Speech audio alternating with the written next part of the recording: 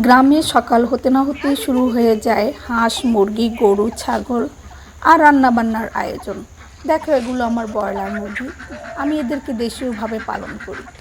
যখন 3-4 কেজি হয়ে যায় তখন এটা খেতে ভীষণই মজার। আজ রান্না করব লেটুস শাক, তাই লেটুস শাক তুলতে যাচ্ছি। আর এই লেটুস শাক তুলতে তুলতে এবং শাক রান্না করতে করতে তোমাদেরকে একটা গল্প বলবো। কোনো এক সময় বাগদাদে খলিফা নামে এক জেলে বাস করত। এমনই তার দিনহীন অবস্থা যে সারাদিন হাড় ভাঙা পরিশ্রম করেও শুধুমাত্র নিজের উদাহরণের সংস্থান করতে পারত না।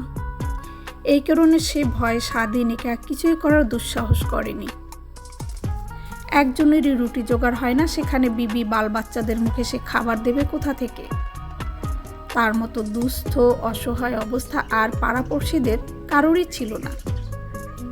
সেদিন সাত সকালে সকলের আগে জাল কাঁধে করে সে নদীতে যায়। সকলের চেয়ে বেশিরভাগ জাল ফেলে, কিন্তু এমনই বরাত সকলের চেয়ে কম মাছ সে তুলতে পারে। এরকম একদিন নদীতে 10 বার জাল ফেলেও একটা চুনোপুটিও তুলতে পারল না। রাগে দুঃখে হতাশায় নদীর উপকূলে বসে পড়ে মাথার চুল ছিঁড়তে থাকলো সে। হায় আল্লাহ, এবার অভাগার দিকে মুখ তুলে তাকাও। তুমি ছাড়া যে এ জগতে আর কোনো ভরসাই নাই আমার। তুমি তো তোমার সৃষ্ট সব প্রাণীকে আহার যোগাও, তবে আমার উপর এত নির্দয় হবে কেন? এইভাবে অনেকক্ষণ হা হুতাশ করার পর আবার সে বুকে ভরসা নিয়ে জাল ফেলল। একটুক্ষণ পরে জাল গোটাতে গিয়ে অবাক হয়ে গেল। দারুণ ভার বোধ হচ্ছিল। ভাবল, এতদিনে আল্লাহ বোধহয় মুখ তুলে তাকিয়েছেন। বেশ তাগত খাটিয়ে জালখানা উপরে তুলতে পারল সে। খলিফা অবাক হয়ে দেখল, না, কোনো মাছ নয়, একটা কানা খোড়া বাদর উঠে এসেছে মাত্র। এই সময় রাত্রি শেষ হয়ে আসে। শাহজাদার গল্প থামিয়ে চুপ করে বসে রইল। 555তম রজনীতে আবার সে বলতে থাকে।